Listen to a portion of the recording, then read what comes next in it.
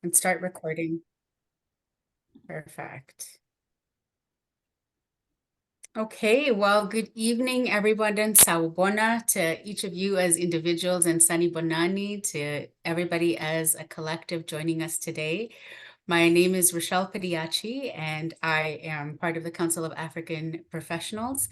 My pronouns are she and her, and I'm really honored to be welcoming you into this space of community and solidarity tonight. We have a wonderful program planned for you to honor the International Day for the Elimination of Racial Discrimination. So on behalf of the Council of African Professionals, we welcome all of you into the space tonight. We have a wonderful panel discussion in store for you. Just to give you a sense of what our program will be like today, we'd like to run through the national anthem. We will honor the land from which we speak to you today. We will go in and have a message from CAP representatives talking to you about our organization. And then we're going to talk about this day, intention set for the time that we're going to spend together in this conversation. Introduce those of you who don't or are unfamiliar with this day and the significance of this day to the history and significance, and open up a discussion by introducing a wonderful panel of community thought leaders who have graciously offered their time to come into the space and speak with us today. And from there, we're going to have a conversation. We are going to engage in some questions and reflections on this day and what it means. And like I said, we have a wonderful, wonderful panel of Krishna, Colin. we have a wonderful panel of community thought leaders in store for you today. We will have time for a Q&A at the end. And we hope that if you have any questions, please keep them in mind. You're welcome to use the chat and we will capture as many of them as possible. But without further ado, we are going to be moving into our national anthem. Thank you so much.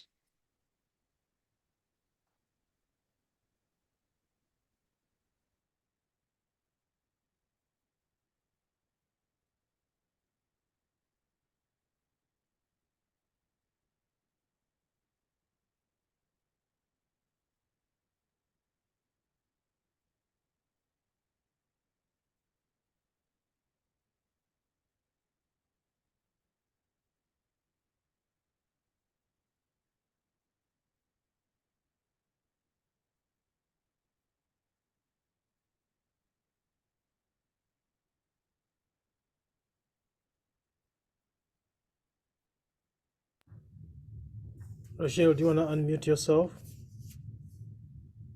Rochele, there's no sound.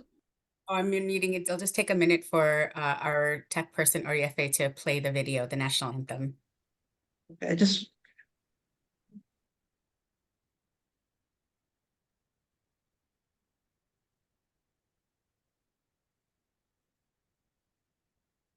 Or if not, maybe the audio isn't working right now. That's all right. What we can do is we can also observe the national anthem that we can even put up on the screen here for you.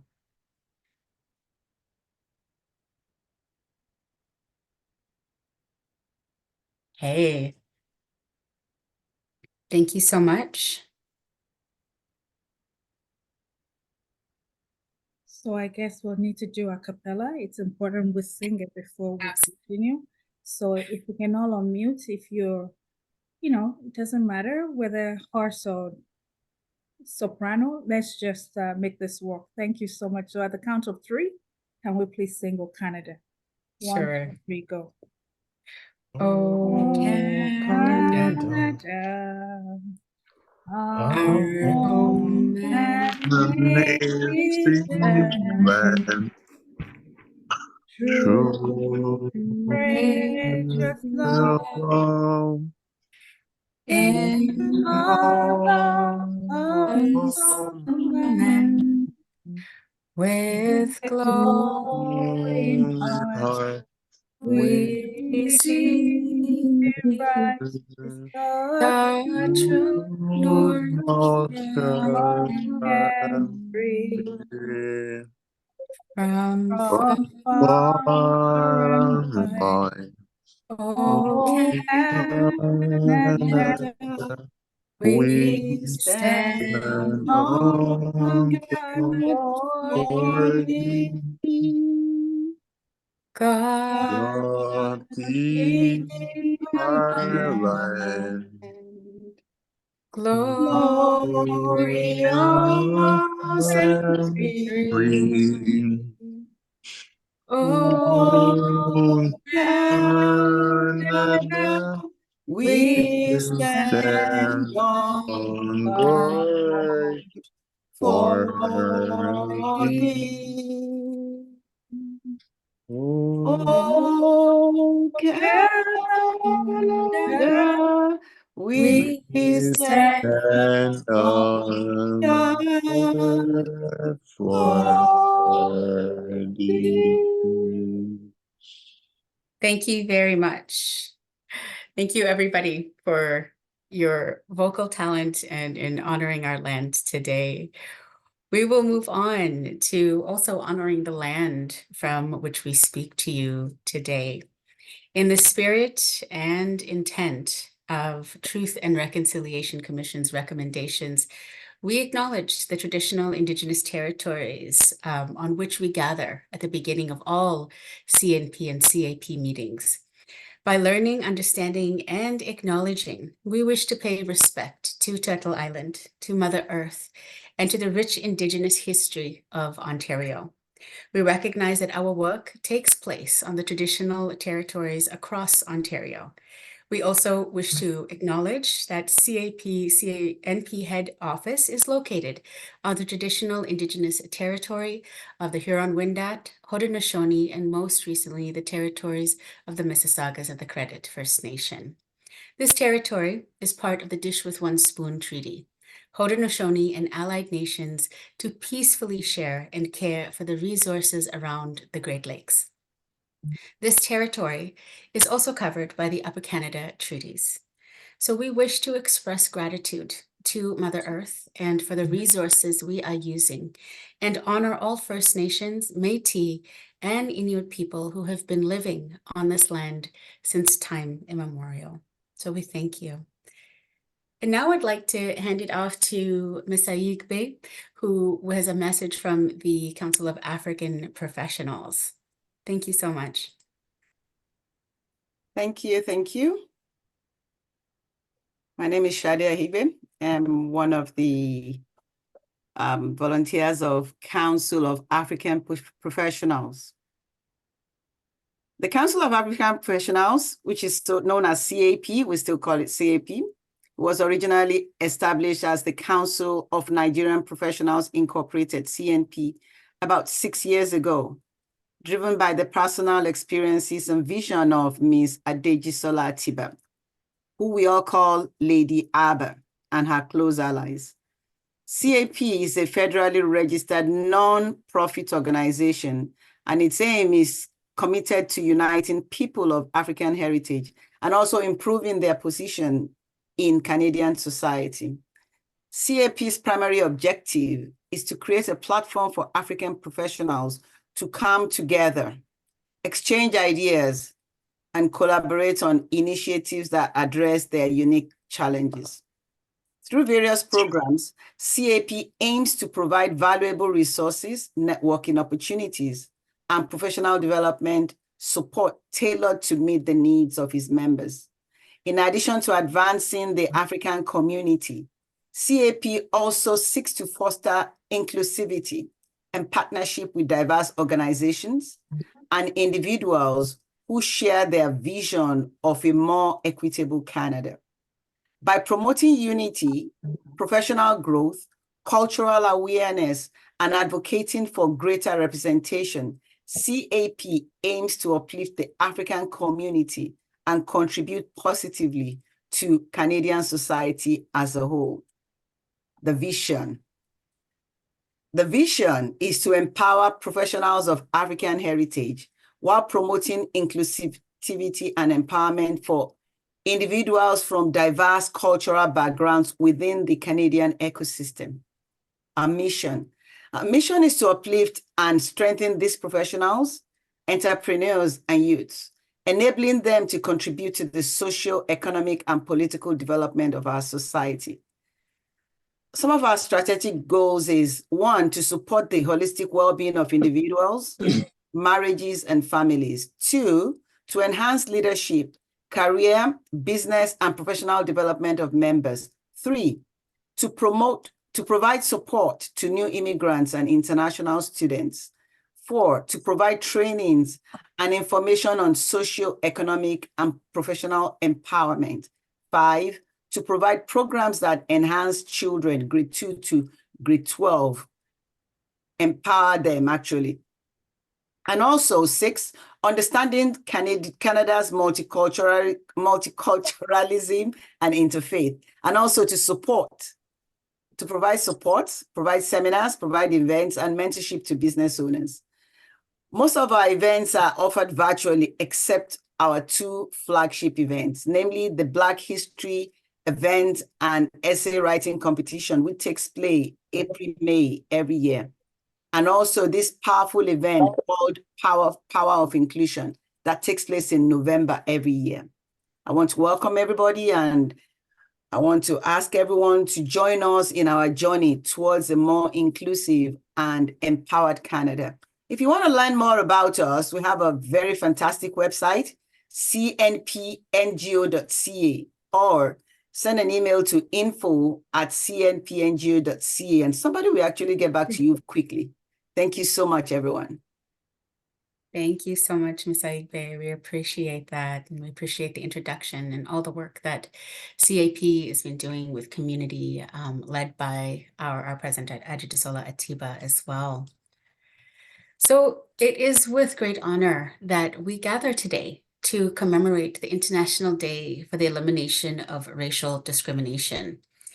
This solemn occasion, it serves as a very poignant reminder of the collective responsibility that we all bear in combating racial injustice and fostering inclusive communities that are built on dignity, on respect, and on equity. The International Day for the Elimination of Racial Discrimination is observed annually on March 21st, and it stands as a testament to the enduring struggle against racial injustice across the globe. Its roots trace back to one of the darkest chapters in human history, the Sharpeville Massacre of 1960 in South Africa, where apartheid police opened fire on peaceful demonstrators protesting oppressive pass laws that restricted the movements of South Africans across the land, leaving scores of people dead, men, women, children, and many, many more injured. The Sharpeville Massacre remains a very haunting reminder to us of the brutal consequences of apartheid policies and the sacrifices that were made, by those who fought against racial injustice in South Africa. Their memory lives on as a very important symbol of resilience and resistance in the struggle for equality and human rights that we seek globally.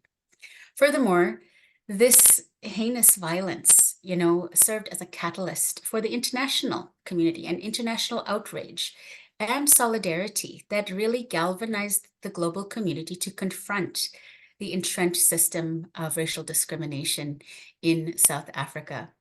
The events of the Sharpeville Massacre shook the conscience of the world, and it really ignited a wave of protests and demands for justice. So in response to this, the United Nations General Assembly proclaimed March 21st as the International Day for the Elimination of Racial Discrimination in 1966. And what this did was it urged states to, redouble their efforts in combating racism and promoting greater racial tolerance. So this historic declaration underscored the universal commitment to upholding human rights and equality, transcending national boundaries and cultural divides. Since its inception, the International Day for the Elimination of Racial Discrimination served as a rally point for activists, for policymakers, and ordinary citizens like you and I to reflect on the persistent challenges of racism and discrimination, which continue to be pervasive. So as we convene here tonight amidst this wonderful panel of community thought leaders, we open a space to reflect on the profound impact, the continued profound impact of racial discriminations on individuals and on communities, but also on our society at large, all of the spaces that we actually move through. Our hope here is that through this convening of community tonight, we reaffirm our dedication to the eradication of racial discrimination through community education and intentional action. By equipping ourselves with knowledge, with empathy, understanding, we really empower each other to challenge the things we encounter daily, stereotypes, and empower us to dismantle prejudices that we encounter, and working towards fostering those environments where diversity is actually celebrated and embraced. So we welcome you and we encourage you to enter into this conversation with us tonight as an opportunity to engage in meaningful dialogue in community, exchange ideas, and really help us to continue to chart that course toward a future where all individuals, regardless of race or ethnicity, can truly flourish toward the greatest realization of human flourishing. So we thank you. So we have a wonderful panel for you tonight. And the first panelist I would like to introduce is Suriya Veerappan. She is a senior marketing and communications advisor at a prominent health agency in Toronto, in Ontario, where she spearheads communication strategy and planning for significant corporate diversity, equity, and inclusion initiatives. With a Bachelor of Arts in Political Science from the University of Toronto and a Master's of Arts in Intercultural and International Communication from Royal University, Suriya brings a wealth of academic expertise to her role. Additionally, she holds certificates in diversity and inclusion from Cornell University and advancing health equity in Ontario, showcasing her dedication to fostering inclusive environments and addressing systemic disparities. Suriya's multifaceted background and commitment to DEI make her a valuable contributor to discussions surrounding the International Day for the Elimination of Racial Discrimination. So Suriya, welcome. Thank you. Thank you so much, Rochelle, for that lovely introduction. You're welcome. So I'm going to just introduce Henry, and then we will come back and circle back and give the space to our speakers. The next panelist that we are honored to have here today is Henry Ssali. Henry Ssali is a doctoral candidate at the University of Toronto. His core research interests examine whether policy is loosely managed and how institutional policies affect street-level bureaucrats in higher education. He holds a master's degree in education leadership and policy from the Ontario Institute for Studies in Education and a bachelor's degree in international relations from the University of Toronto. Having served in several volunteer and leadership positions at the University of Toronto and beyond, Henry was recognized in 2021 as an emerging leader by Civic Action Leadership Foundation. He has also been awarded several accolades for his social justice work, including the Arbor Award, U of T's most prestigious volunteer award. Henry is currently serving as a member of the University of Toronto Graduate Education Council, an academic advisory and approval body responsible for academic policy and regulations for the School of Graduate Studies at the University of Toronto. He also serves as a co-president at the Canadian Committee of Graduate Students in Education, a graduate student caucus within Canada's National Network of Educational Researchers, the Canadian Society for the Study of Education. Henry is the current president of Leadership, Higher and Adult Education at the Departmental Students Association and the vice president internal for OISE Alumni Association. He's the founder and executive director of the University of Toronto African Alumni Association. Henry's expertise in community building and impact was tapped into during the creation of the Scarborough Charter of Anti-Black Racism and Black Inclusion in Higher Education. Wow. Thank you so much, Henry, for joining us tonight. Thank you for giving me the opportunity to join you. Excited to engage in this conversation. Thanks again. Thank you. And finally, we have our esteemed president, Adejisola Atiba, or Lady Abba, as we call her.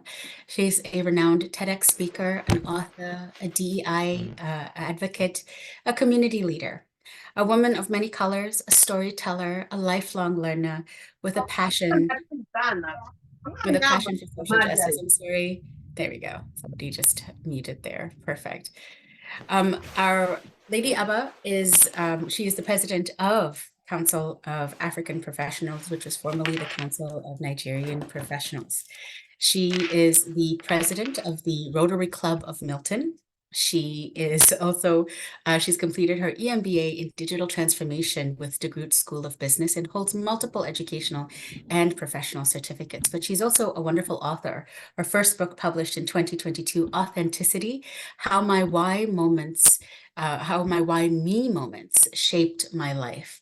And her next book, Be Limitless, is in progress. So look out for that. Welcome to all of you tonight. We are so incredibly happy to have you here in this discussion. So Suriya, I'll start with you. Would like to just, get a sense of how you enter this discussion into this space, into this experience of racial discrimination. What impact has this had on you or those around you? And what does this day actually mean to you? Thank you, Rochele. As Rochele said, my name is Suriya Veerappan, and my pronouns are she and her. Before I get started on your question, I just want to thank the Council of African Professionals for inviting me to be part of this panel, this esteemed panel, and along with my fellow panelists. So I'm really excited that CAP, decided to take the time to recognize this significant day. And we've come together as a community to discuss our experiences, challenges, and resistance to racial discrimination. I think it's really a poignant time in the world where we see so much so much war and uneasiness with people in regard to race. So I think this is still very important. I mean, we think about the Sharpeville massacre, which happened in 1960, so quite some time ago. And don't forget, South Africa only got their freedom in 1994, so that was 34 years later. So these things do take a long time to change. But I come into the space really with humility and a sense of community. I see this as a safe space where we can center our experiences as Black, Indigenous, and racialized people. Because in most spaces, with white supremacy, whiteness is centered. So I think in this, what's empowering about this space is that we don't have to prove that racism exists. We just have to say, how is racism operating in the system of that's what, and I think that takes a lot of burden off people of color. I honor this space where we can feel safe to share our experiences and learn from each other, and also to find support and compassion for the difficult things that many of you have gone through. I come into the space as a racialized, cisgendered, straight woman with a rich history deeply intertwined with struggles against colonialism, racial discrimination, and oppression across 3 continents. You see, my great-grandfather came to South Africa from India as an indentured laborer, and that was part of the British colonial time. And he came in the late 1800s. So we've been in South Africa, my family's been in South Africa for over 100 years. And, that displacement was really a function of colonialism. But then again, my family experienced segregation when they got to South Africa. And then, of course, we had the legislation of apartheid, which was official in 1948. And there it was a herring era of apartheid, and I'm sure all of you know a lot about that. But I really witnessed, I came to Canada as a young child, but I really witnessed the pervasive effects of apartheid on my family. And these experiences of hardship, poverty, racism, and resilience have been ingrained into my consciousness and shaped my identity and my values. From a young age, I was engaged in the anti-apartheid movement, and drew inspiration from the likes of Nelson Mandela, Reverend Desmond Tutu, Stephen Biko, and of course, Winnie Mandela, among many others. So my identity is multifaceted, reflecting my roots in Africa, my birth in England, and my current life in Canada. My husband is actually from Zimbabwe. He's a Black African, and this has strengthened my ties to Africa. I proudly identify as an African Canadian of East Indian descent, embracing the richness of my heritage. While my family has been privileged to attain education and material wealth over the generations, I remain acutely aware of the systemic barriers and discrimination that continue to afflict marginalized communities, including my own. So our journey from India as indentured laborers to the struggle against apartheid in South Africa, and eventually to the relative safety and stability of Canada, has been marked by resilience and perseverance in the face of adversity. We've also found a deep sense of joy in celebrating not just our own culture and communities, but that of the many cultures here in Canada. I also recognize that our liberation is intrinsically linked to the liberation of oppressed peoples, including Indigenous peoples of Turtle Island, whose struggles for justice and sovereignty still persist today. This principle guides my actions and advocacy, driving me to confront systemic injustices and work towards a more equitable and inclusive society through a lens of empathy and solidarity. So really, at the end of this panel, I'm really hoping this session will be productive. And as difficult as the topic of racial discrimination is, that we leave you with a sense of optimism and a celebration of our collective resistance and responsibility to continue to fight against systems of oppression wherever they may exist. Thank you That's my so opening much, Suriya. statement. No, thank you so much for that. We really appreciate you and your lived experience, offering this discussion, this conversation, your lived experience. Thank you so much for offering that. And we'll move to Henry. Henry, how do you enter this discussion, this space, this experience of racial discrimination? What does this day mean to you? Thank you so much, Rochele and CNP, for organizing this very important discussion.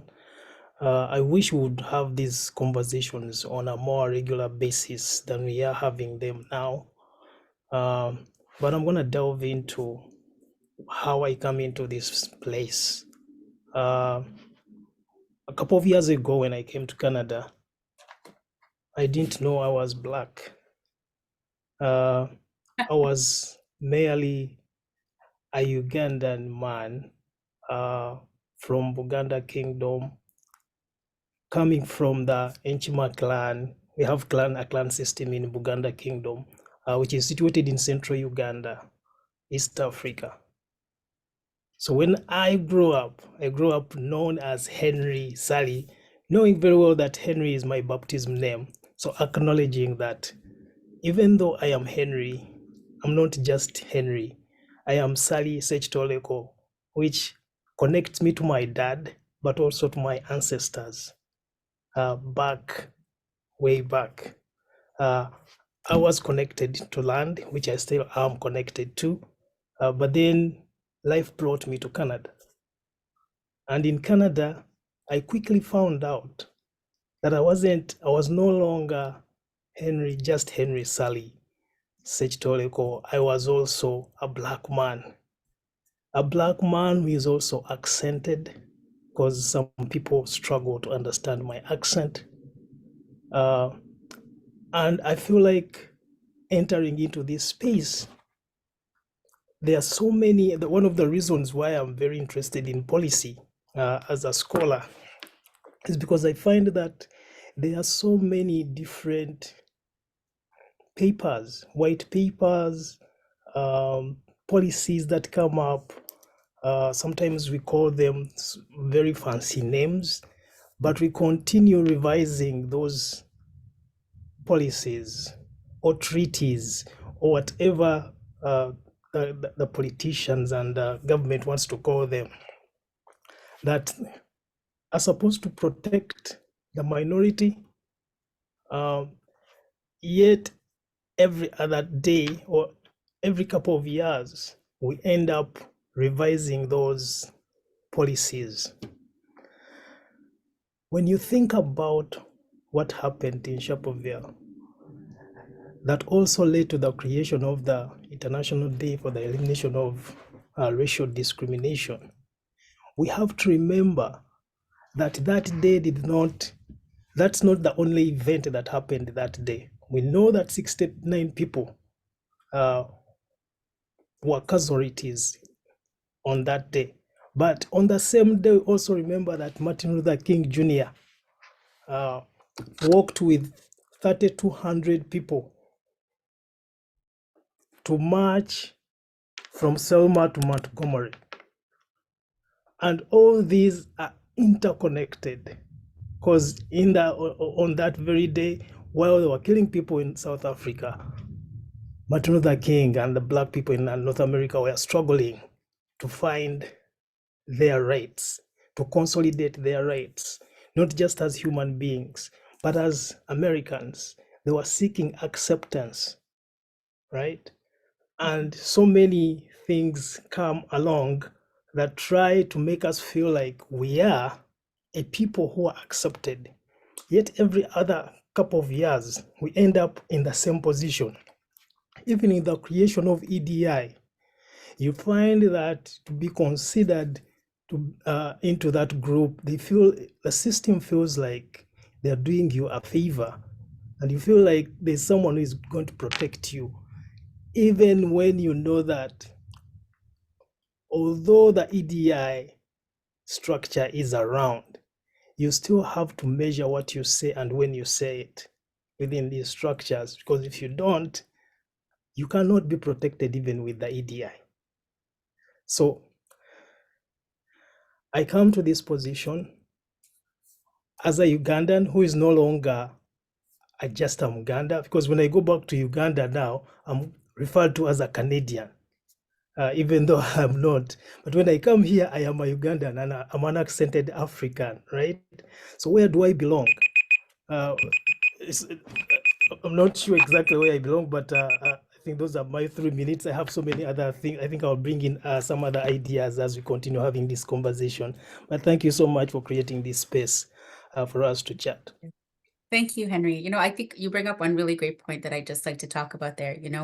At the time period, we're talking about the 1960s, we are conditioned, the way history is written and presented to us, to think that all of these projects of liberation happened independently of one another. And in fact, they are very much interconnected in a global project of liberation. No matter where you go in the world at the time, there were people everywhere that were seeking justice, that were seeking liberation in some form or the other. And I really thank you for bringing that to the forefront, because that is not a fact that we carry with us as part of, real history, the history of all of our peoples in that liberation. And finally, I'd like to welcome Adejisola Atiba, Lady Abba, into the conversation. Lady Abba, how do you enter this conversation? What does this day mean to you? Thank you so much, Rochele. Funny enough, I was not educated about this day, but a friend brought it up to me. And because I love to learn, I know that having a conversation around it will make me learn a little bit more about it and learn from, speakers like the Black Henry and Suriya and many more people. I did a lot of research to get myself ready, and I would say I know a lot more than when this conversation actually started. But I want to start with what Suriya said. You mentioned two things that really resonated with me: apartheid and so let me start with apartheid. So I was in Nigeria when all this was happening in South Africa, and I remember that there was one of our reggae singers that sang Peter Butter, free South Africa, Peter Butter must go. And we were all chanting Peter Butter, free South Africa, but we did not have a clue what was happening there. We were chanting it, we were supporting it, but we had no clue. And then another one that you mentioned is the Turtle Island. And fortunately, unfortunately, we're all on Turtle Island, known as Canada today. And we all know that the oppression continues. And that is why in certain spaces, when I want to introduce myself, I pay reference to them and introduce myself the way they would normally introduce themselves, which is leveraging their mother mother generation to the fourth generation. And Henry, when you were talking, there were a few things that resonated with me before I talk about how I got into the space, because everything you said, kind of buttress why I'm in the space. So the first thing you said was, I did not know I'm Black. One of the things I don't like to use is actually the Black word. I would rather say I'm an African.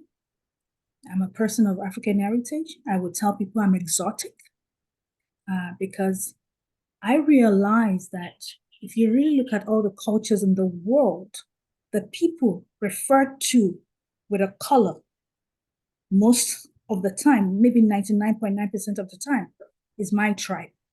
Everybody else, they'll tell you they're Chinese, they're this, they're that. So why have we not given the same to the African people of African heritage? And you're right, because when I came here, I realized I was Black too. And then another thing you said that resonated with me is we got to measure what we say.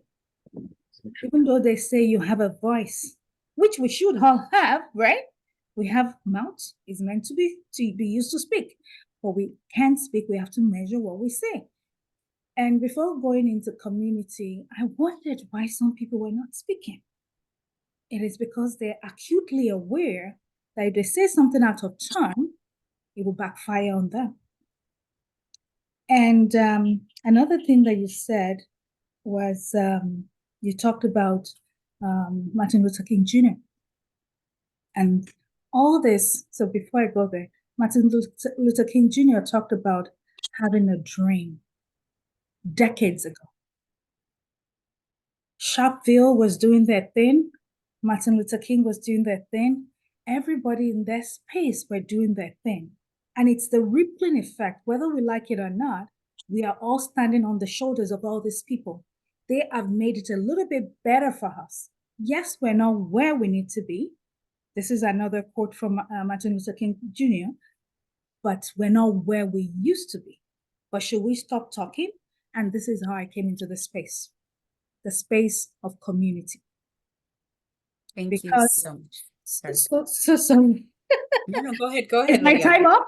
No, keep going, okay. please. This is wonderful. Yeah, so this is how I got into this space, because I realized that as Suriya is doing a bit, Rochele is doing a bit, Henry is doing a bit, I gotta do my bit, because whatever we do today is history tomorrow. And the minute we stop doing our bit, we've already been defeated. So I'm gonna stop there. That's beautiful. I think that really sets us up to move into the next section. I love that. All of our bits, the things that each of us do, they don't only mean, that we are creating history. What we are doing is creating our story by Yes, each of please. us collectively doing what we need to do. So thank you so much for all of you for sharing, how you come into this space and allowing us to connect to that. And that brings us to the first kind of segment of our discussion here. And, I would like to theme this around this idea of rights awareness. So we'll start with Suriya. How does understandings in asserting our human rights, where do you think that intersects with the fight against racial discrimination? And, if you can think about what role does this awareness, rights awareness, play in empowering individuals and empowering communities to try to challenge these systemic injustices? Yeah, thank you. That's a really good question, because I think we think of this racial discrimination, we sort of start from there. But I think you've got to go a little back a little bit and look at the foundation of why racial discrimination is wrong, in a sense, right? I mean, we know that sort of like anecdotally, but if we look at human rights, what are human rights, right? They are basic rights and freedoms that are guaranteed to all people, no matter what their race is.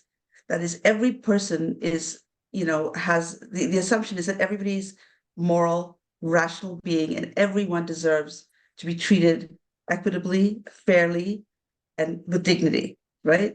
So I think, this is an inalienable right. that everybody who's born on this earth has, right? And I think when you look at it in that sense, then human rights becomes a framework to understand racial discrimination. So people are aware that if they're being treated unfairly or equitably, that's wrong, right? Because the Universal Declaration of Human Rights, along with a bunch of other international treaties, explicitly prohibits discrimination based on race or ethnicity, right? So I think that's where when we realize that we have rights, then when we're treated unfairly, we know we can challenge that, right, based on human rights. So I think that human rights comes first, and if everybody had that real knowledge, I mean, and really, embraced it and like lived it, then we wouldn't even have half the problems we have, right?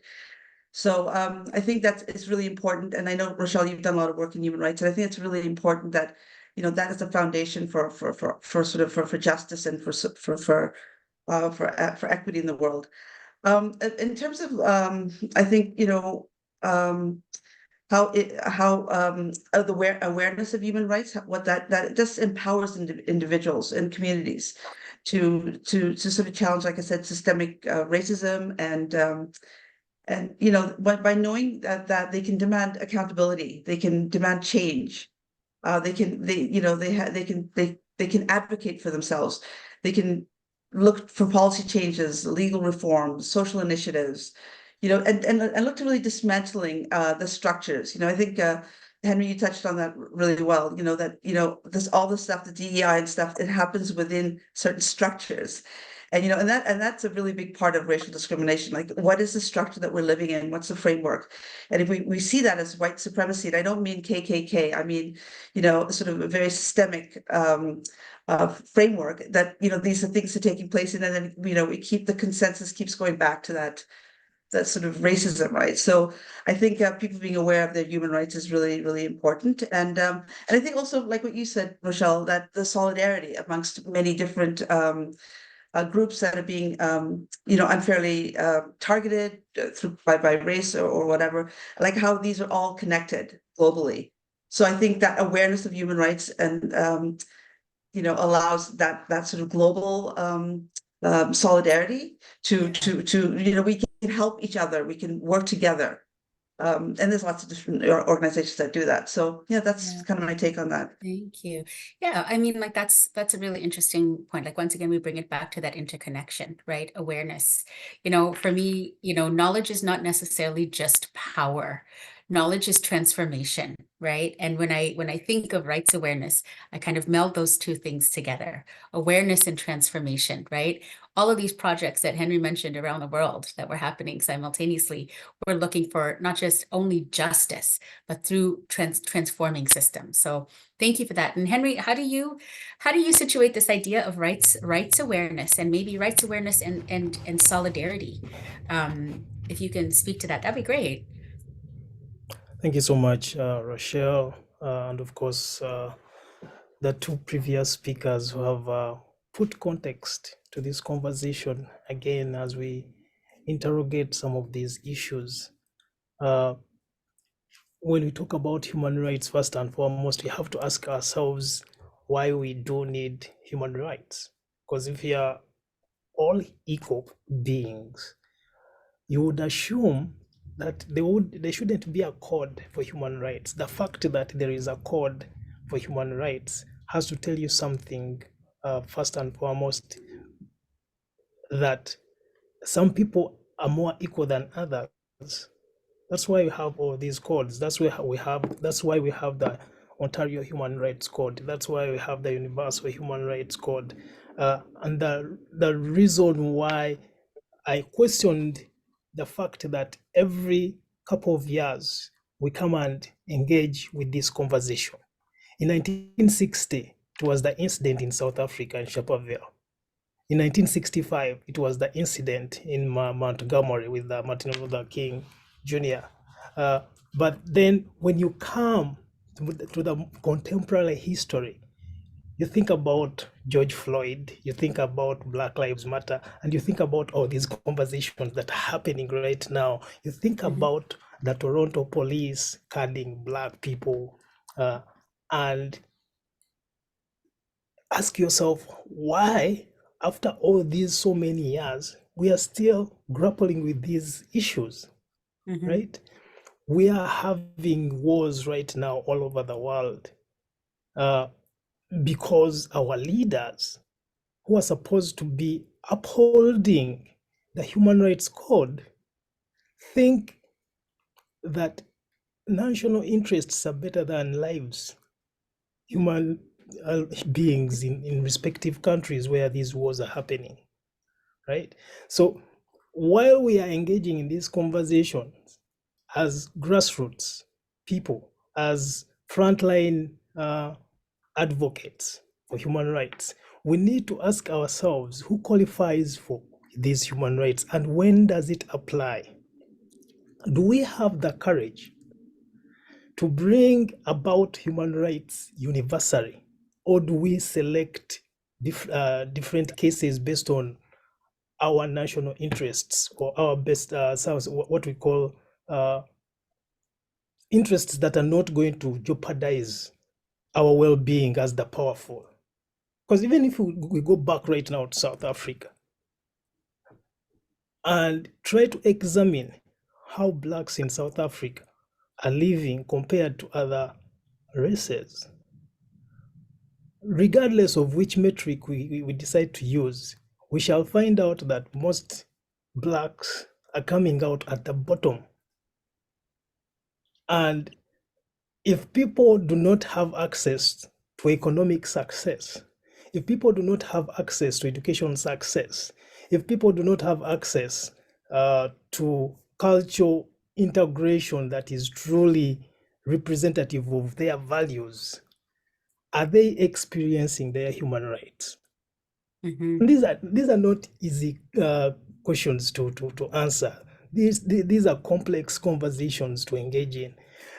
But I think we need to start interrogating these questions at the dinner table and educating our children on what the expectations are as they come into the world to engage with. Sorry, my light keeps on coming on and off, but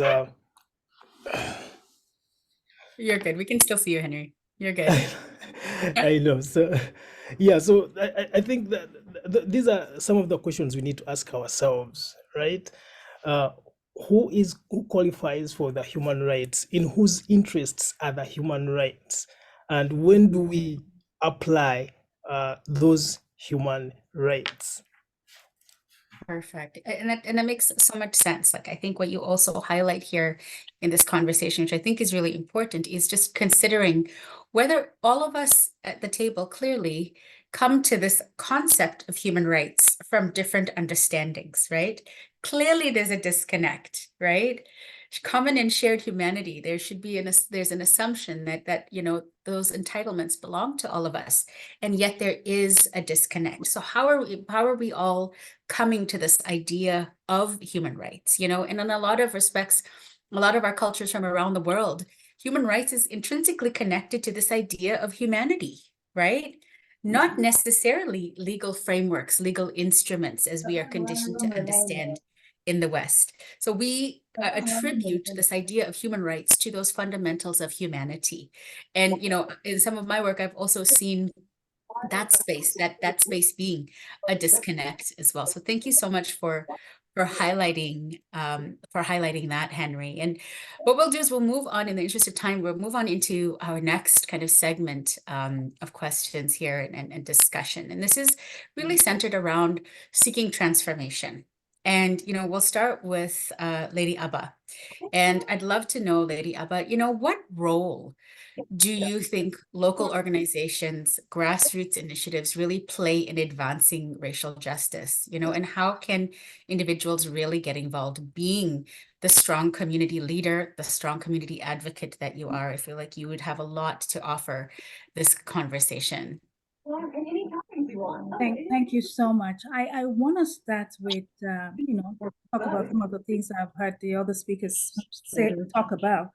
The thing is, it seems like the entire world is against the African people.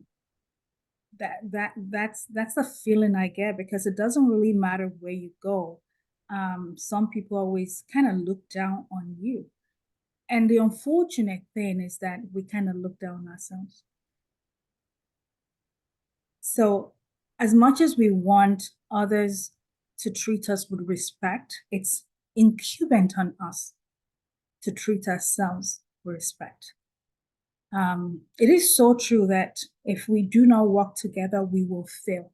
And really, the reason why we've not really been able to get to critical mass in this issue is because we're not working together, we're working against each other. And I always say, you know, this is something I always say when I'm talking to people. I said, you know, look at us. We always stand out. If we have 100 Caucasian or Chinese or whatever, they all look the same because of the color of their skin. And so we would always stand out. We stand out, but we're not seen. And so for us to be seen, we need to speak up. And so to your point, local organizations have a huge, huge, huge part to play in this process. You know, when we started Council of Nigerian Professionals about 6 years ago, there was hardly any organization bringing anybody together. And the focus was, oh, we gotta help Nigerians because I know what I went through. And I felt I need to do my little bit to change that narrative. But it got to a stage because when we're coming from Africa, we have a different, you know, frame of mind, right? But once you live in Canada, Canada schools you. And I realized that, yes, je suis Nigerian, but then when this so-called planet Africa was being divvied up, were my forefathers there?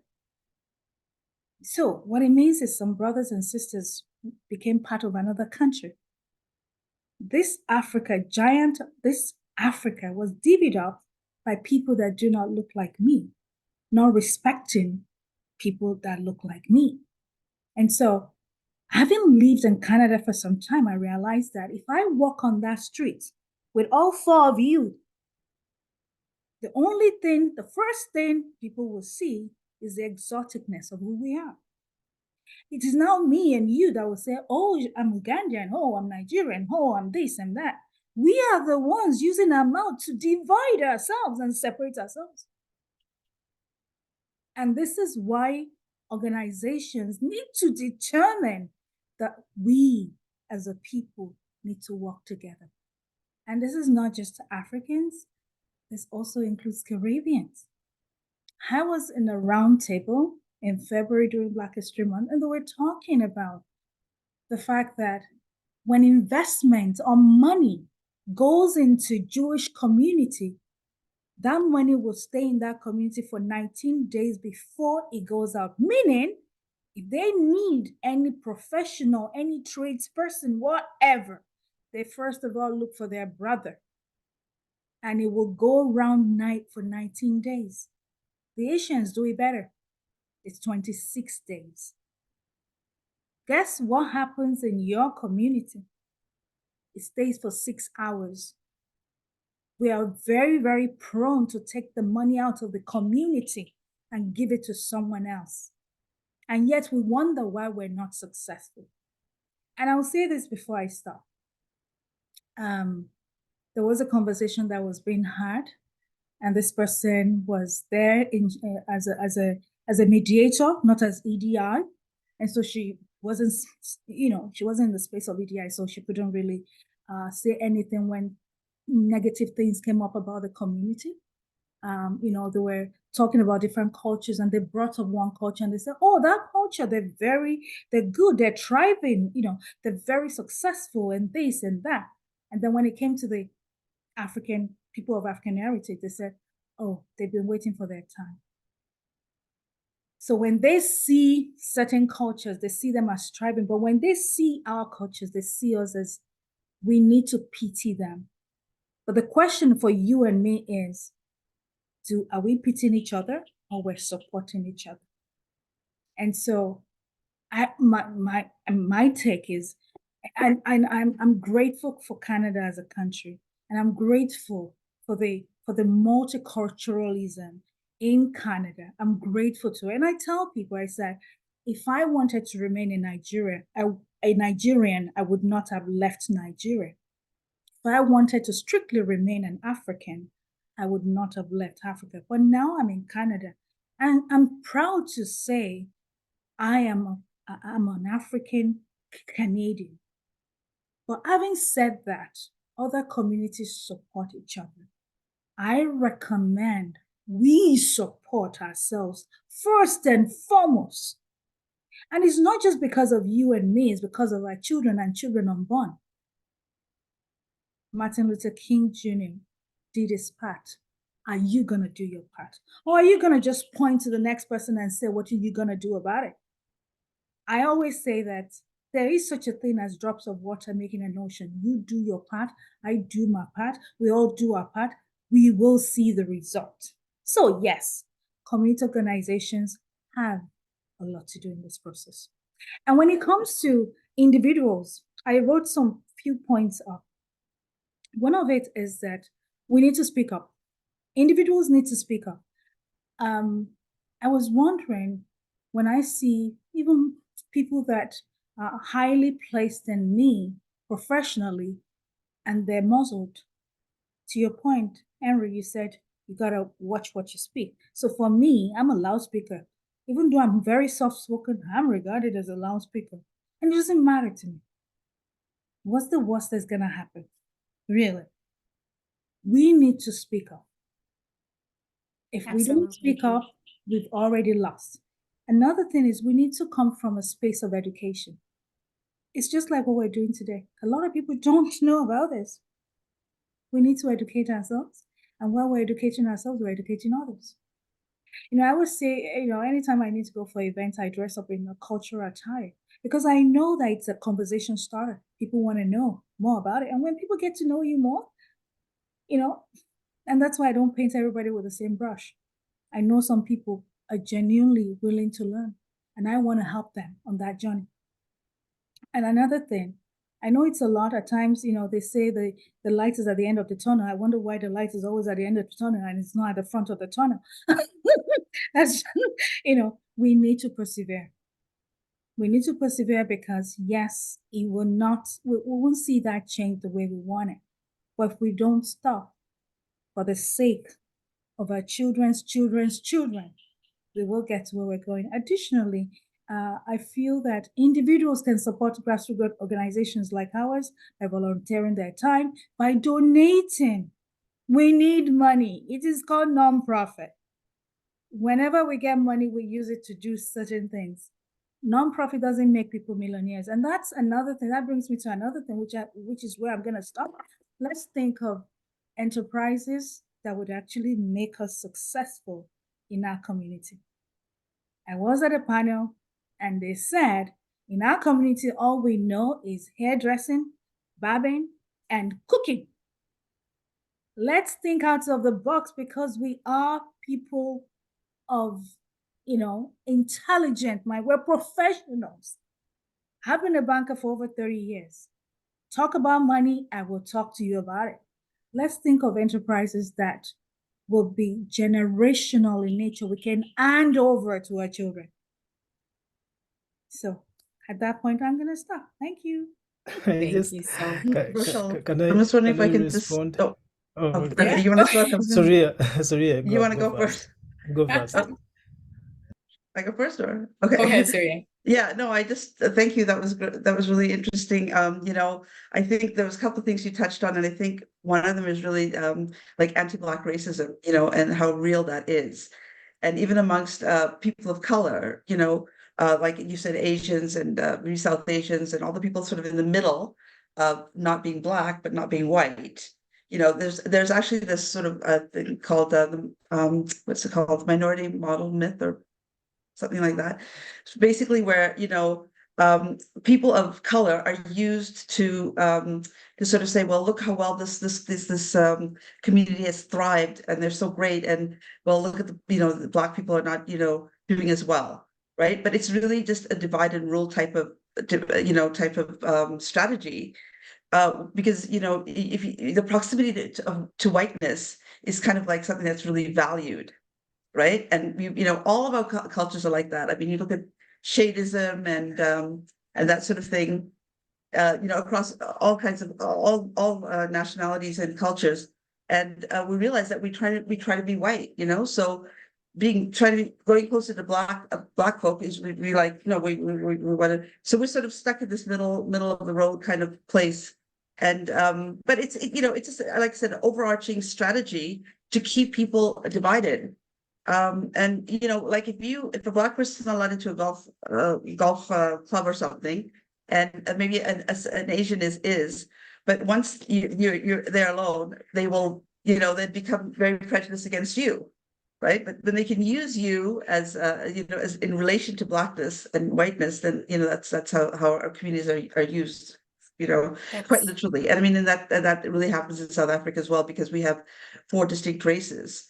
We have the white South Africans, Africans, black South Africans, and in the middle you've got the Indians and the coloreds, which are the mixed race. And how the government has always used those people to reinforce anti-blackness and pull us towards proximity to whiteness. So I just want to touch on that for a second, and also just the whole idea of internalized racism, right? Because we are all living in a system of white supremacy. So we internalize those that racism, and we dislike ourselves, or we dislike our color, or we dislike something or other, so again, proximity to whiteness. So anyway, That's really interesting.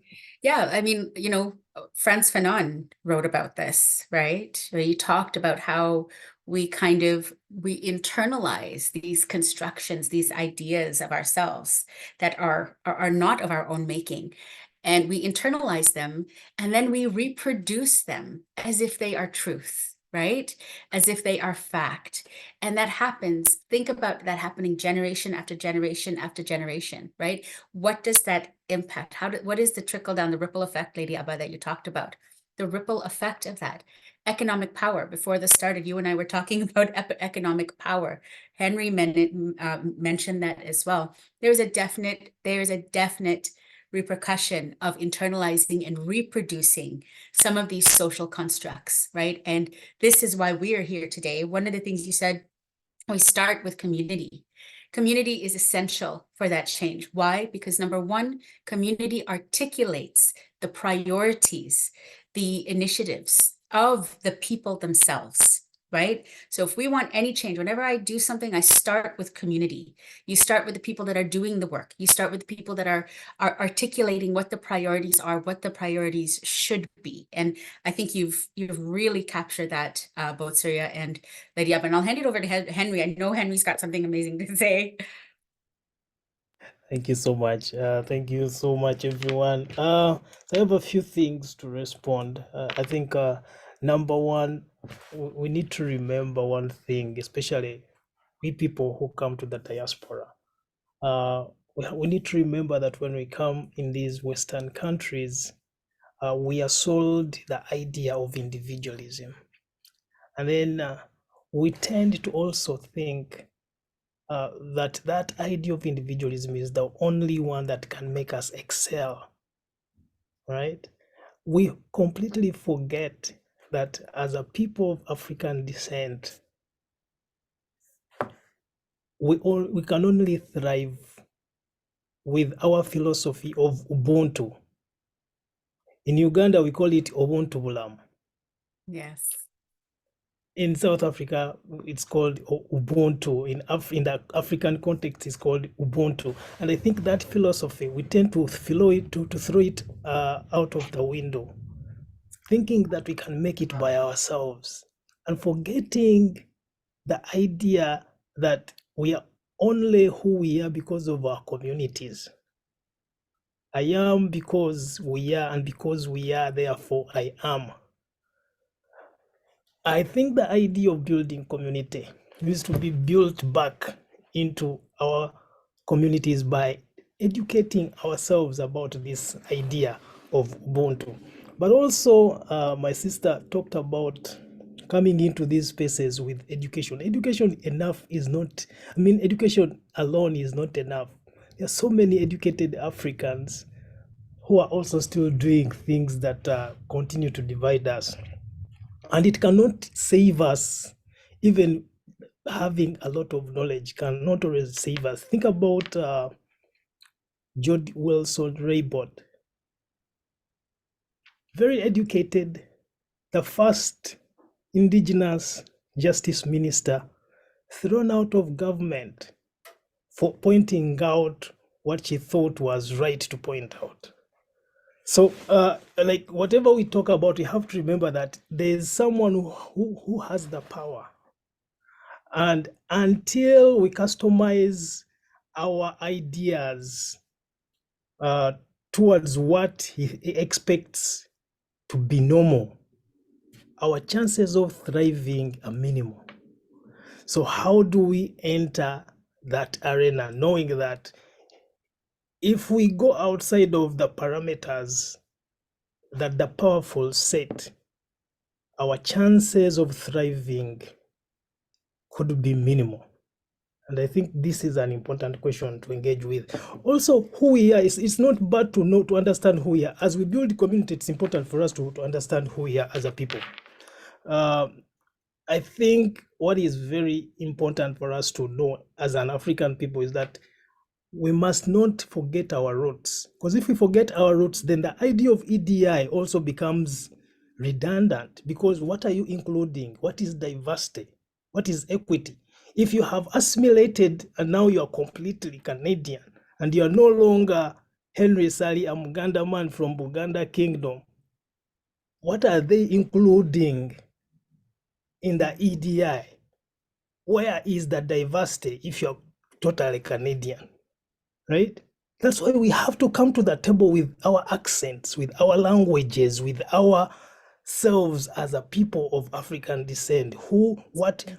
When we talk about authenticity, that's what we should be meaning. Authenticity is who you are. You come as you are, and we shall include you. We shall bring you on because we respect and tolerate and accept diversity. Right? These are things that we need to interrogate more, I think, more closely and deeply. There's a lot I can say, but let me give other people an opportunity to speak. Yeah, no, thank you. Thank you for that, Henry. Like, authenticity is a really interesting and very valid part of this conversation of how we're all coming here. We're bringing ourselves, wearing your regalia, being proud of who you are, taking that into spaces, unsettling in our minds a little bit what this idea of Canadian means, right? What is the threshold? How long do you have to be here? What experiences do you have to be considered Canadian? We can come into any space. And, I think one of our other colleagues, she said something a couple of weeks, like a month ago, that I've carried with me ever since. She says, you belong in any space that you put yourself in. And for all of us of African descent coming in and moving through spaces in this Canadian system, carrying that idea with us that we belong in any space that we put ourselves in authentically, right, Henry? Like as who we are, is an important part of really enacting some of these ideas that we float around: diversity, equity, inclusion, justice, and that larger project of human rights when we live it, when we put ourselves through that and we walk through it. So thank you so much for all of this wonderful and rich conversation. And this kind of brings us to the last segment of our discussion today. And this is really centering on reflecting on the 30 years of freedom since apartheid, since the end of apartheid. And what I'd like to discuss in this last little bit of time that we have together here is, as we reflect on the International Day for the Elimination of Racial Discrimination, how can we ensure that our collective efforts toward racial justice extend beyond this day and really become an ingrained part of our community that guides our actions and it guides our interactions year round? And I know each one of you, Henry, Lady Abba, and Suriya, in the context of the work that you do, you carry this around. How do we inspire others to kind of join in this and carry this, you know, this forward beyond this day. And like I said, considering where we are today, you know, 30 years of freedom, right? And what can we do as community members at the grassroots, but as people in your own specialties? Henry in the education space, Lady Abba, you know, in many spaces, community, finance, you know, thought leader, Suriya also, you know, communications and marketing, but also a human rights advocate for most of her life. How can we move this, and how can we inspire people to carry this day every day? And I'll start with Henry, actually. That would be great. Thank you so much, Rochele, again. And this is a very important question, actually, that you're posing. In terms of education, we need to interrogate the pedagogies that are existing right now. How do people learn? The idea, the Western idea that the person who stands at the front of the class is the owner of knowledge, is the only one who knows, is something that needs to be examined very closely. In the African context, our grandparents used to learn around the campfire. We have the campfire, everyone sits around the fire, and sometimes they have, we roast meat or whatever is roasted. We eat while we are learning. Our knowledge is not always written down, but it's passed down through ancestors. So we need to examine some of the pedagogies in the Western philosophies that we use to educate our people, that we use to educate ourselves.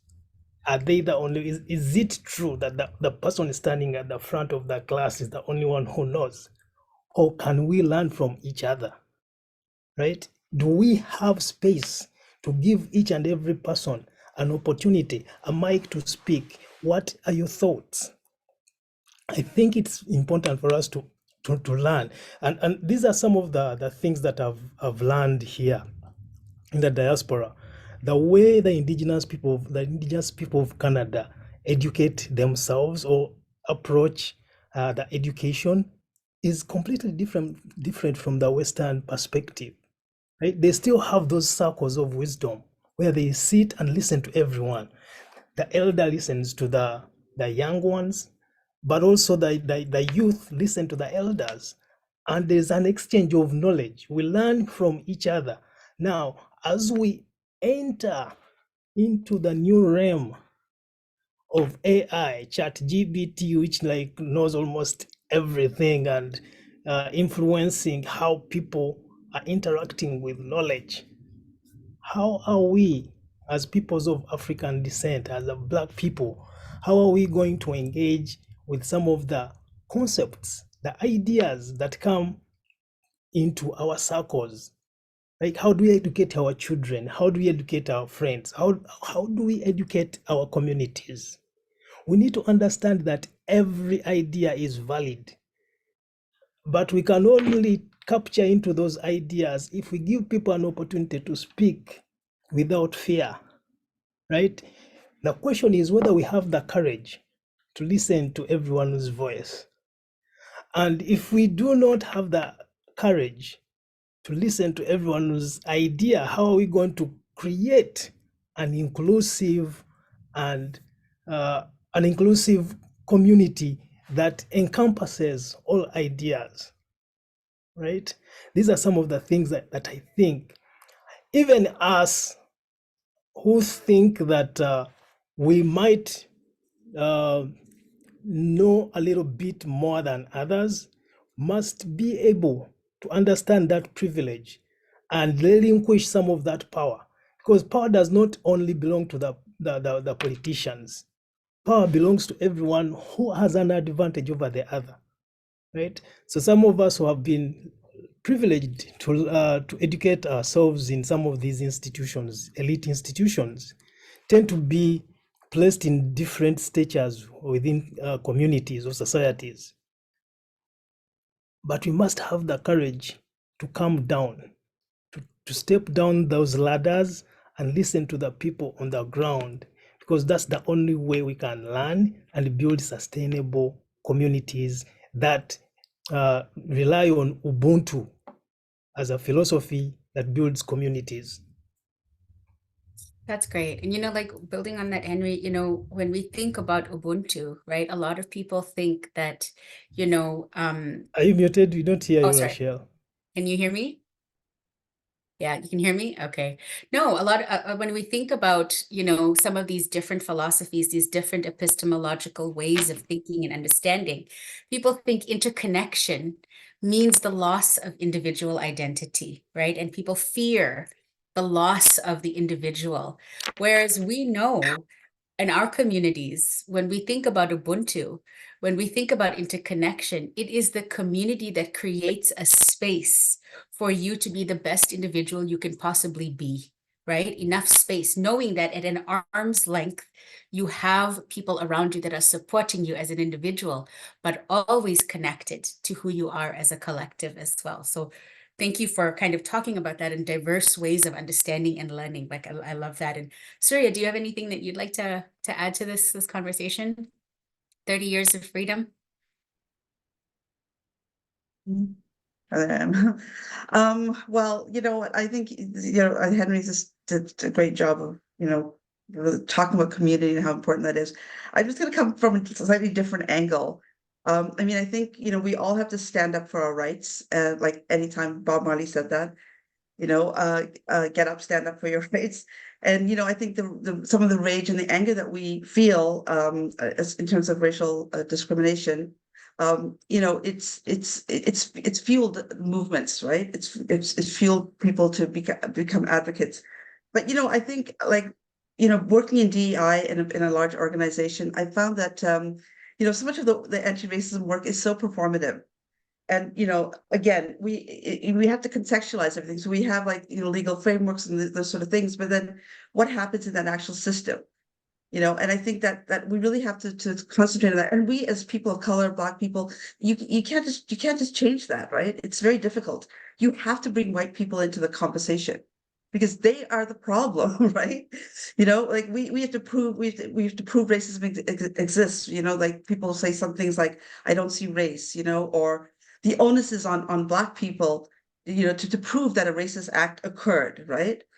And and white people are defensive and denial and all that sort of thing. So I think we have to really get white people to sort of recognize that they have these biases, that they have this privilege, they have this power, and they have to start to dismantle that. Like if we don't have them on our side, like it's never going to happen, right? And I really feel that very strongly, and almost to the point where I felt very despondent because I had this huge expectations of DEI and how it was going to change the world, right? But again, and I know white people are trying to learn. I'm not saying that all of them are not learning, but I think that we really have to put a lot of emphasis on that. That this is a white supremacy system, and to dismantle it, we need white people to do it. They need to get up and give us a space at the table, right? They have to relinquish some power. They have to have a bit of humility. And and they have to actively challenge their biases, right? Their perceptions, and they have to be more than non-racist. They have to be anti-racist. They have to actively do something to change. And I think a lot of times they say, oh well, I'll be an ally to the Black Lives Matter or something like that. We don't need allies. We need you to change. And change your parents and change the discussion at your white dinner table, right? So yeah, and I mean, I don't mean to go on, but I just feel like that's something that's really impacted me. Like when I really learned about the way white supremacy operates in societies and how it keeps certain people down and keeps certain values, like certain people have a certain value and some don't, right? I'm just going to read you a little quote from Ijoma Olu. She's a great author. She wrote So You Want to Talk About Race. She says, white people, I don't want you to understand me better. I want you to understand yourselves. Your survival has never depended on your knowledge of white culture. In fact, it's required your ignorance.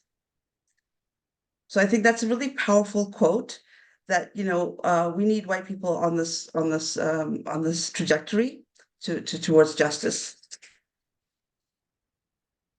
Thank you, Suriya. Thank you for that. Lady Abba, any thoughts on this question on how we kind of sustain this day to be part of every day and inspire others to come along this journey? Absolutely, and thank you so much, Surya and Amri. I'm gonna throw a few questions out before I had a few more things. We always talk about create a seat at the table. My husband will say, "Where is the table?" And I will say, "Why don't we create our own?" Period. Because at times when we say create a seat at the table, we're telling them, "Get away. We don't need you here." I'm not gonna wait for anybody to give me space. I'm gonna create my space. Another question I have is, when we have the power, what do we do with it? Do we use it to oppress ourselves? Or do we use it to empower ourselves? We all know this idea of tokenism. They'll put somebody there, oh, it looks like them, and that's enough. It's a checkbox. And the token person is fighting for his dear life because he's alone and he dare not voice it out. But that person eventually becomes whiter than white because they're fighting for survival. You mentioned Bob Marley, and the song that comes to mind is "Emancipate Yourself from Mental Slavery." Seriously, we all want to be white. I don't. I am very happy. I tell people I'm exotic. I will not stand anybody call me Ade. My name is Adejisola, period. It is part of respecting who I am, because if you can't call my name, I have an issue with that, because I don't give you a pet name. At times they'll say, "Oh, Ade is my pet name for you." Do I look like a pet? And I'm very direct and straight because, again, I said it before, we gotta speak out. So you ask, how can we sustain this? And Henry says something in terms of, we need to continue to have this conversation. This is not a conversation that people like to have. It's not popular.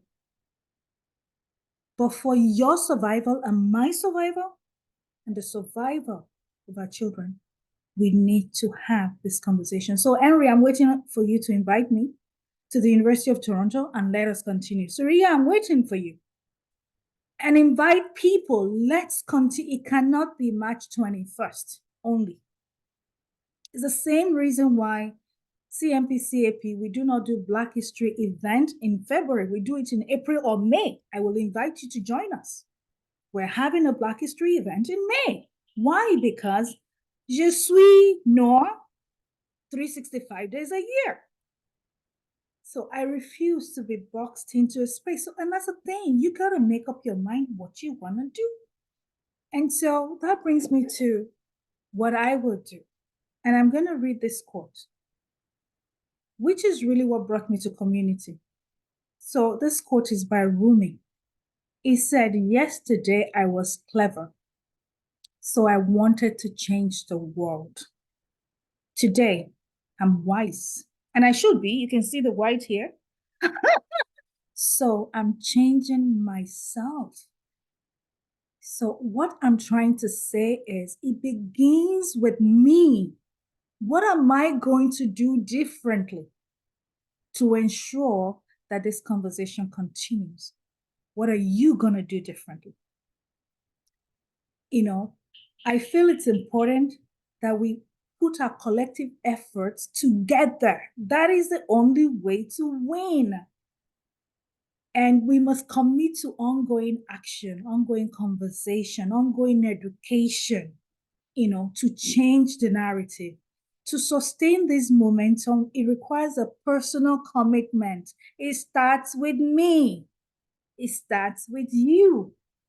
To inspire lasting change, it's crucial to engage in this uncomfortable conversation. It's not easy to talk about these things. It's not easy, but we gotta engage in it. And another thing I would say for our community, there's certain things we need to unlearn. In Africa, seriously, we can't even travel within Africa unless we get visas. Come on, guys. And that's Africa. We're here now. This is our space now.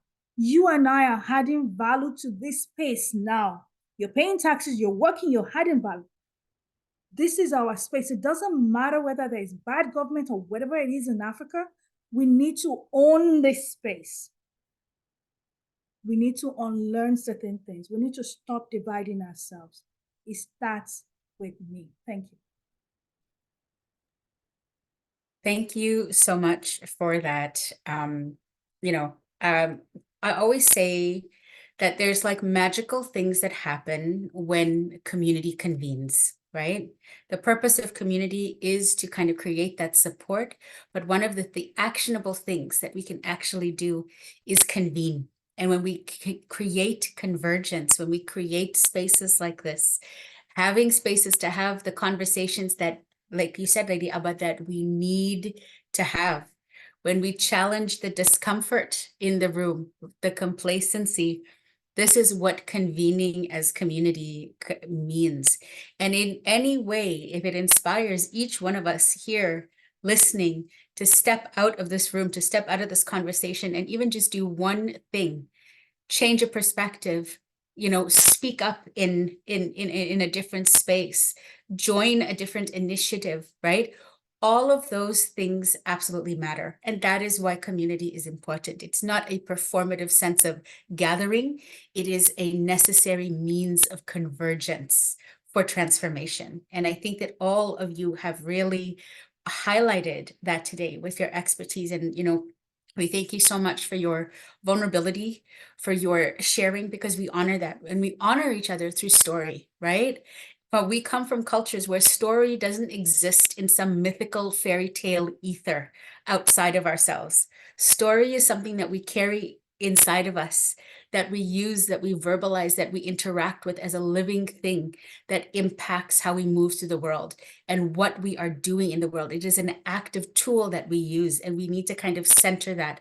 So spaces like this, where we make room for our story, the way we tell our story, the way we come to our story, it's an incredibly important part of the resilience, of the resistance, of the dismantling of what we see. So I truly thank all of you for sharing and coming and bringing your story, and all of that you bring with your story, and that of the ancestors that have informed those stories as well. So we thank you so much.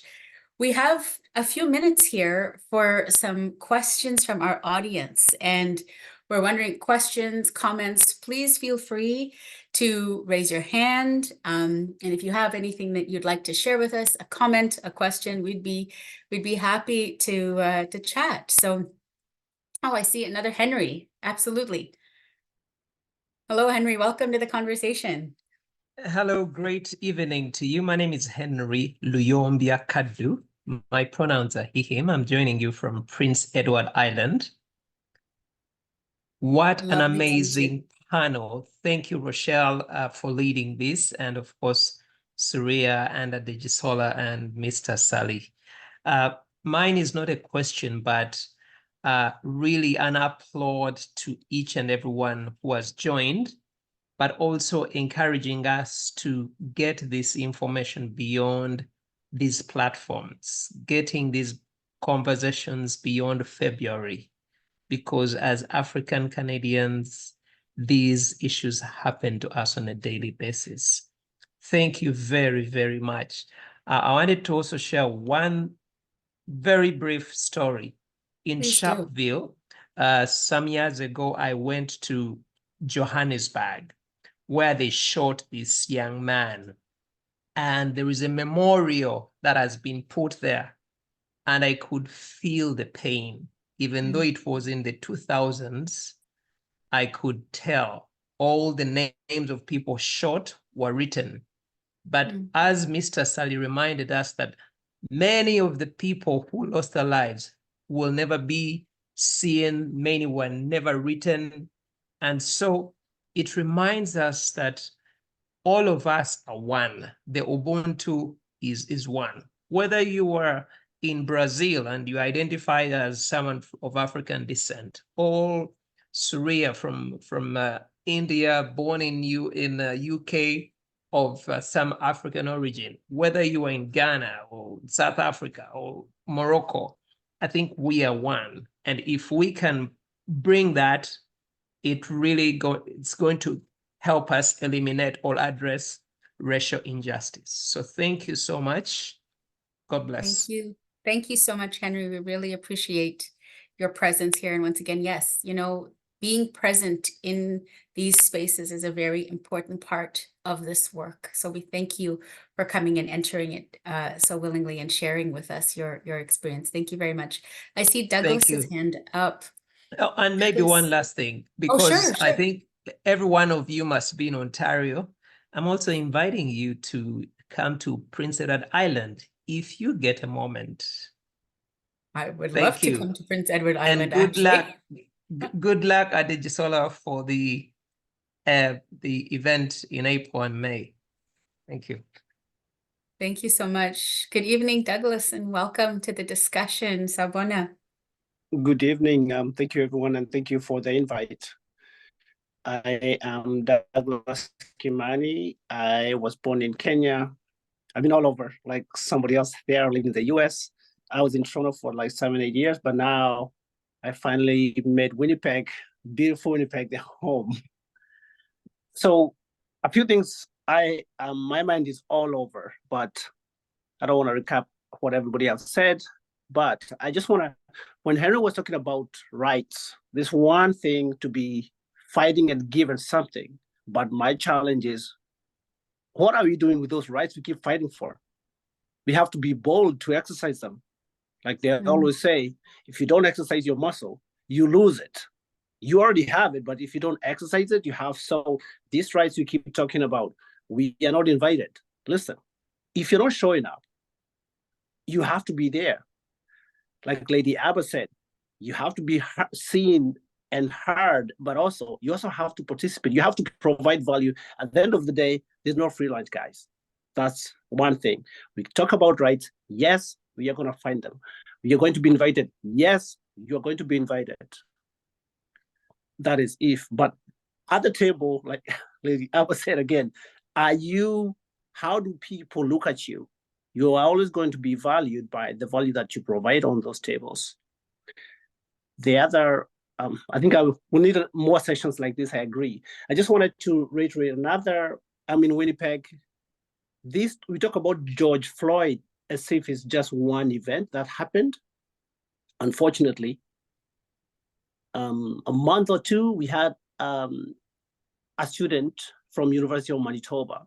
He had a mental distress, who was fatally shot and killed. We just buried him at Folabi 2 weeks ago. This week, a Kenyan mother, who I know the family very well, the kid goes to University of BC in Abbotsford. This week on Monday, I know the family very, very intimately. We go to the same church. We know them. So a good kid. He's actually one of the people that he had submitted a business plan. So he's on the path that we are trying to he's an entrepreneur. So he was stopped by cops in a motorbike in Abbotsford before they even knew who he was. They had their knees back and everything. It was at night. Right now he have a concussion. We are trying to raise funds. So in short, what I'm saying, guys, we have to be bold. We have to be loud and show up, because the struggles that this seem to be distant history, unfortunately, we are living with them. So the more so reason why we need to have more. I feel like we desperately need a chapter of this table here in Winnipeg, because just in my community, things are bad. And when I also look now past that, now I also have a lot of friends from First Nations. They are going through the same thing. So we need this to happen, to be educated, proactive, seen, and also show up. Thank you. Thank you so much for that. I think you bring up a really good point here that needs to be anchored also, is this reality that, part of this project is also recognizing the trauma that we all carry. in our communities, right? At the hands of racial injustice, how we have to kind of disseminate that trauma, how we need to kind of carry that trauma and translate it in some way and then still keep going, right? These things, you're right, are pervasive. And in Canada, I think sometimes we are also conditioned to think of it as, you know, very segmented and sparsely siloed events. But as you have pointed out, this is a lot more pervasive than, you know, we would choose to believe, that the masses choose to believe. So I really appreciate you kind of highlighting that for us here. I see another hand raised here, and for Shay. Yes. I'm Good so sorry evening. if I have butchered your name. Please introduce No, you yourself never and welcome. butchered it. You never Welcome. butchered it. Thank you. It's great being here. It's one of the most powerful presentations. I've been to so many, but I just enjoyed this one.